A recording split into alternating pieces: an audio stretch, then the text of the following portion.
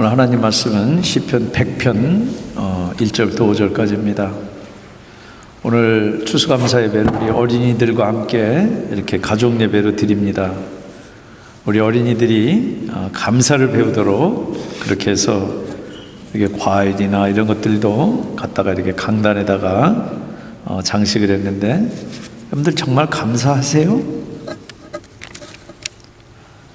대답이 별로 없는 거 보니까 별로 감사 안 한 것 같아요. 그럼 여러분들이 정말 내가 꼭 갖고 싶은 장난감 내가 가졌고, 그리고 여러분들이 원하던 일이 잘 이루어졌으면은 그러면 감사할까요? 근데 감사할 것 같은데 그렇지 않습니다. 자기가 잘나고 능력이 있어서 잘된 줄 아는 사람은 감사할 대상이 없어요. 참 안타깝죠? 감사한데, 그래서 참 좋은데 감사할 대상이 없어요. 그러나 우리가 하나님 믿고 의지하는 사람은 정말 나아질 게 별로 없고, 심지어 잘 안 되고 힘들어도 감사해요. 왜냐하면 감사하다라는 단어는 형용사가 아니에요. 애지티브가 아니에요. 동사예요. give thanks라고 하는 동사예요. 감사할 게 있어서 그래서 감사하게 느껴지는 형용사가 아니라 어떠한 상황 가운데서도 감사하는 동사, 그것이 바로 감사입니다.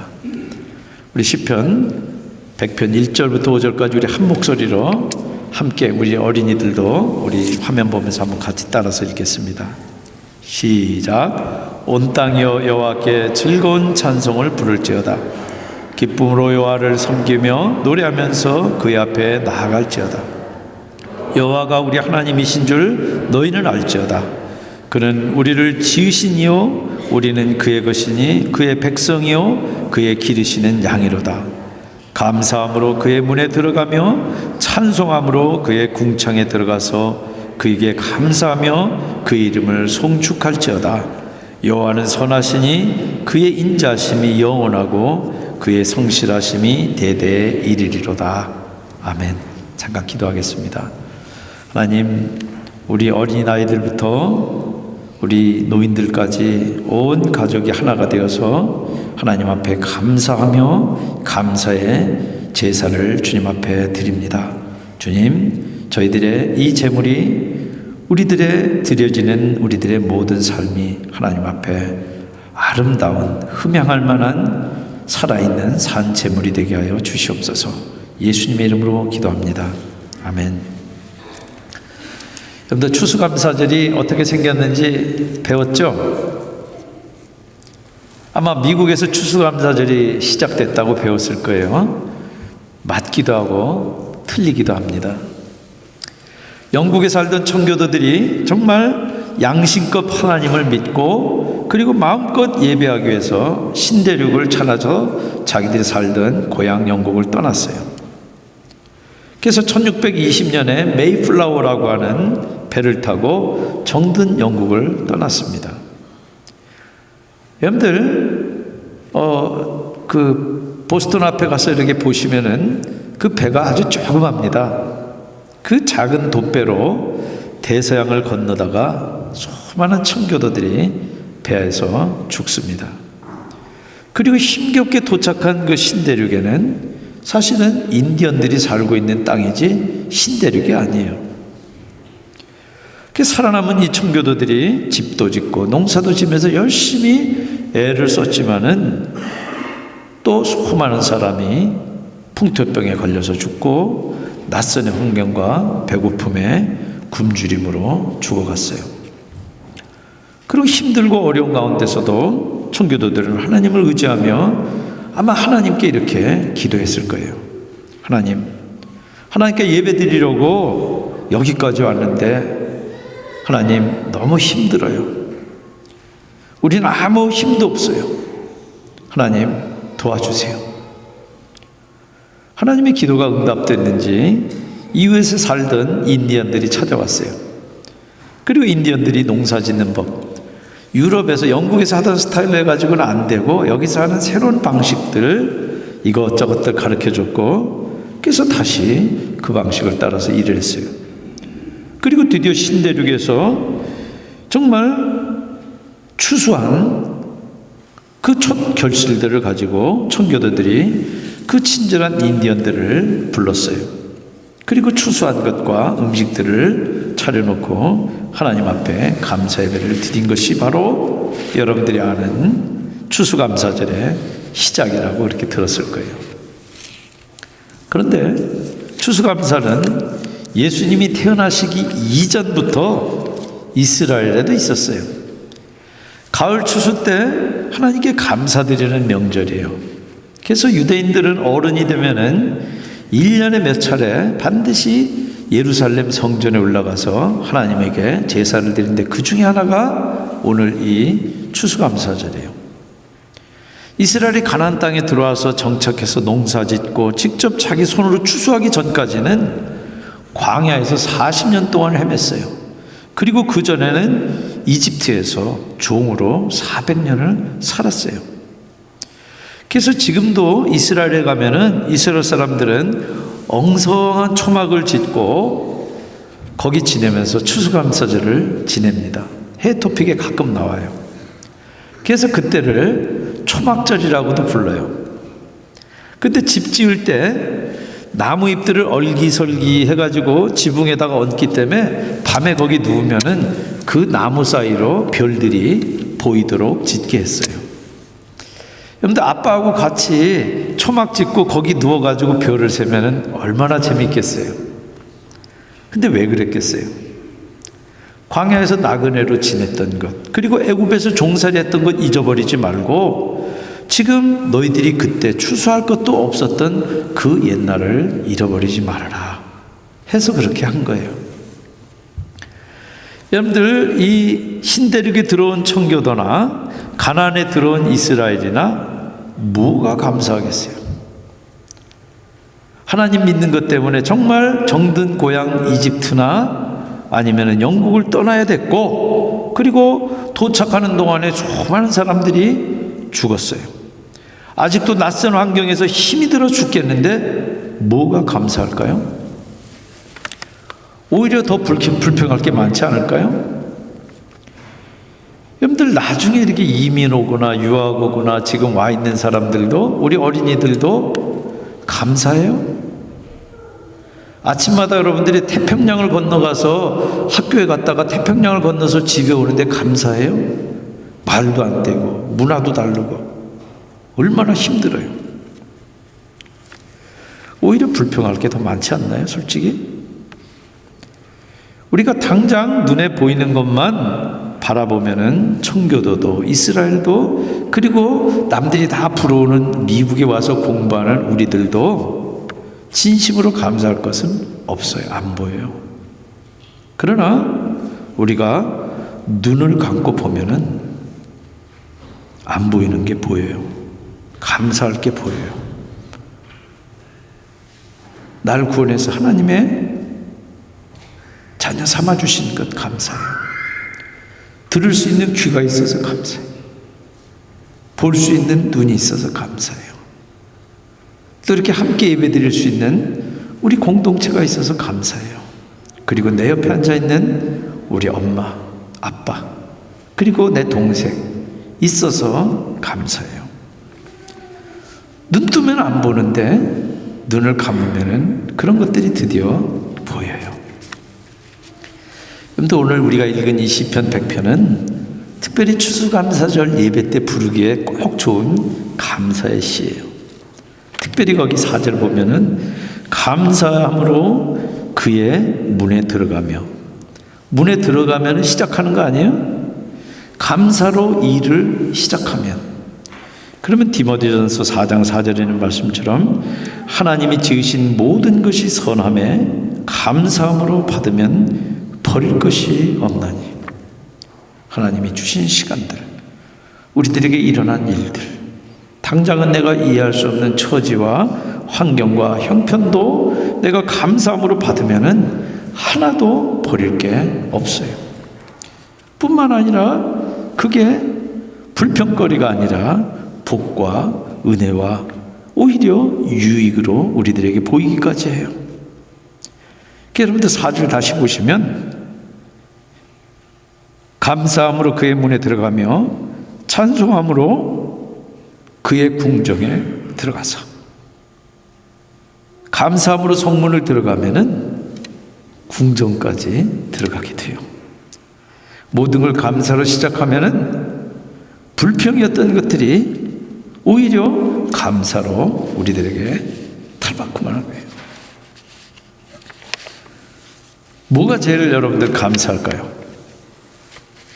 이제 목요일 저녁이 미국에서는 추수감사절입니다. 이 한국에 추석 같은 때요. 그래서 그날은 맥도날드도 월마트도 문을 다 닫습니다. 그래서 미리 안 사놓으면은 제가 미국에 와서 첫 해 쫄쫄이 굶었어요. 가족도 없이 와서 얼마나 외로웠는지 몰라요. 여러분들 그럴 때 추수감사절날 우리 가족만 있네 그러고 쳐다보면은 굉장히 쓸쓸해요. 그러지 마세요. 그러지 마시고 주변에 나보다 더 외로운 사람들을 찾아보세요. 그리고 그분들을 부르세요. 그래서 함께 가족이 되세요. 그게 이웃 사촌이에요. 여러분들 그래서 올해 추수감사절날 함께 이렇게 모여가지고 한번 올 한 해 동안 감사한 제목들 한번 하나씩 나눠보시기 바랍니다. 저희 집에서도 그럴 거기 때문에 제가 올 한 해 뭐가 감사할까 곰곰이 생각을 해봤습니다.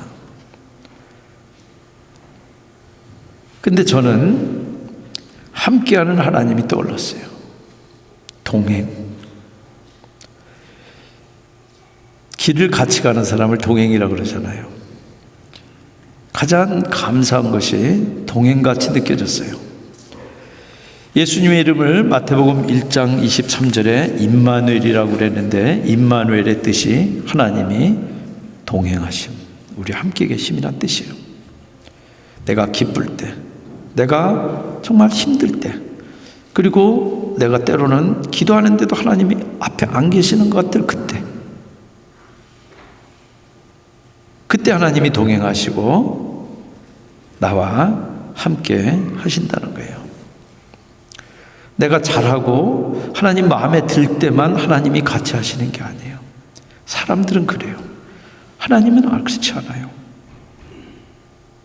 하나님은 무조건 나를 사랑하기 때문에 내가 죄 짓고 하나님이 가까이 할 수 없고 내가 하나님을 가까이 할 수 없을 때 하나님이 먼저 아들 예수 그리스도를 보내서 내 죄를 용서하시고 그리고 지금도 함께 계세요. 죄 용서 받았는데도 다시 죄 짓고 그래서 그런 자기 스스로에게 실망해서 한숨 쉬고 눈물 흘리고 있을 그때도 하나님이 동행하세요. 그래서 저는 동행하는 하나님이 감사하다는 마음이 들었습니다. 여러분 절대 혼자라고 느낄 때도 혼자가 아닙니다. 하나님이 동행하세요. 여태 올 한 해도 동행해 주셨고 그리고 여러분들이 가는 어디가 여러분들 가는 곳일지라도 거기에 함께 동행합니다. 그 하나님에게 감사하면서 날마다 그분과 동행하시기 바랍니다. 감사의 문으로 들어가시기 바랍니다. 감사로 시작하면서 모든 일을 감사로 한번 받아보시기 바랍니다. 그러면 궁정에 들어갑니다. 감사할 일이 더 많아지는 것입니다. 여러분 2절에 보시면 기쁨으로 여호와를 섬기며 노래하면서 그 앞에 나갈지어다. 우리 어린이들 친한 친구 만나러 미국 친구들도 반갑지만은 주일날 오면 되게 반갑죠. 왜? 한국말로 막 놓고 얘기하니까. 에? 그럴 때 여러분들 어때요 마음이? 그냥 막 급해서 달려오잖아요. 여러분들 우리가 그렇게 기쁘고 설레는 마음으로 하나님을 찾고 만나시기 바랍니다. 근데 솔직히 우리가 매일 그렇게 기쁘지 않아요. 돌아보면은 기쁜 것보다 슬픈 게 더 많고 즐거운 것보다 괴로운 일이 더 많아요. 그런 것 바라보면은 정말 불평과 불만이 내 속에서 터져요. 솔직히 설교하는 저도 그래요. 그러나 오늘 우리가 감사 예배를 드리는 우리더러 오늘 시인은 함성을 지르며 기쁜 노래를 부르라고 그래요. 우리 표준 세번역 성경에는 1절이 어떻게 번역이 되느냐 하면은 온 땅아 여호와께 환호성을 올려라. 정말 우리가 슬프고 괴로운 중에 드리는 예배라 할지라도 마음속 깊은 곳으로부터 그 하나님을 만날 기쁨, 그 나를 사랑하시되 끝까지 사랑하시고 지금도 인내하고 계시는 그 하나님, 그 주님, 내 친구,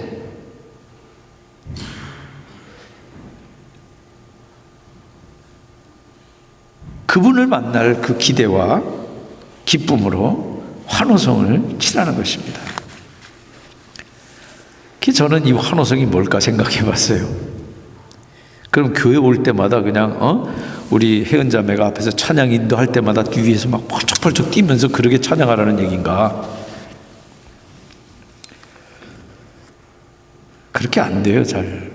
저도 그런 마음들이 잘 안 들더라고요. 그러나 이 말은 늘 환호성 치고 싶은 그런 마음, 그런 영적 상태로 하나님 앞에 나오라 하는 얘기예요. 그런데 그렇게 살고 싶으시죠? 내가 공부 하나도 안 했는데, 숙제 하나도 안 했는데, 공부 하나도 안 했는데 숙제가 이미 다 끝나 있고, 시험 공부 하나도 안 했는데 보는 시험마다 100점 맞고, 그래서 노래가 나온다, 그 말일까요? 아니에요. 여러분들 좋은 친구, 주일학교에서 만나는 친구 만나러 올 때 오만 죽상을 하고 오는 사람들 있어요? 아니잖아요. 표정이 달라지잖아요. 그저 좋은 친구 만난다는 그 사실 하나 때문에 다시 돌아오면 숙제도 해야 되고 시험 공부도 해야 되고 그런 일이 남아있음에도 불구하고 행복해가지고 오 예! 그러면서 오잖아요. 앞에 막혀있는 문제들, 그리고 어려움은 여전히 있어도 동행할 친구, 그래서 내 속까지 다 털어놓고 시간 가는 줄 모르고 이야기를 나눌 수 있는 그 친구. 여러분들 그것만 생각해도 마음이 환하게 밝아오잖아요. 주님이 바로 그런 우리들의 친구세요. 여러분들 그것이 바로 예배자의 마음이에요. 정말 나를 사랑하는 분을 만날 기대로 예배하면은 어떤 상황과 어떤 환경 가운데서도 우리가 환호성을 치게 되는 것입니다. 사도 바울이 이 시를 자기 삶으로 그렇게 보여줬어요. 사도 바울이 데살로니가 교인들에게 항상 기뻐하라 같은 얘기를 했어요. 그런데 이 사람들은 절대 기뻐할 수 없는 사람들이에요. 왜? 예수 믿는 것 때문에 탄압받고 어려움 가운데 정말 전전긍긍하고 있는데 뭐가 기뻐가지고 그래요? 이 핍박 벗어나기 위해서 주님 어서 오십시오, 그러게 하고 있는 사람들인데, 근데 그럼에도 불구하고 사도 바울이 범사에 기뻐하라 이야기할 수 있는 것은 자기 자신이 지금 그런 거예요. 자기가 정말 기뻐할 수 없는 상황 가운데서도 주님 때문에 기쁘고 주님 때문에 환호성이 나오니까 이 같은 처지에 있는 데살로니가 교우들에게도 여러분 기뻐하십시오, 환호성 치십시오, 그렇게 할 수 있는 거예요.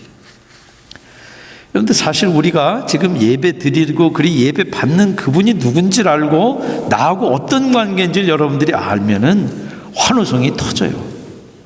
그러니까 3절에 여호와가 우리 하나님이신 줄 너희는 알지어다. 그는 우리를 지으신 자시오 우리는 그의 것이니 그의 백성이요 그의 기르시는 양이로다. 하나님은 우리들의 창조주고 우리는 하나님의 피조물이라는 거예요. 창조주는 존재 근거가 스스로에게 있어요. 누구 때문에 있는 게 아니에요. 그러나 피조물은 존재 근거가 외부에 있어요. 그래서 피조물인 동식물들은 물 없으면 다 죽어요. 왜? 생명의 근거가 외부에 있기 때문에 그래요. 먹고 사는 것뿐만 아니라 영적인 것도 다 외부에서 와요. 여러분들 우리 스스로 절대 의로워질 수 없어요. 외부로부터 의롭다함을 인정받아야지만 의로워지는 거예요.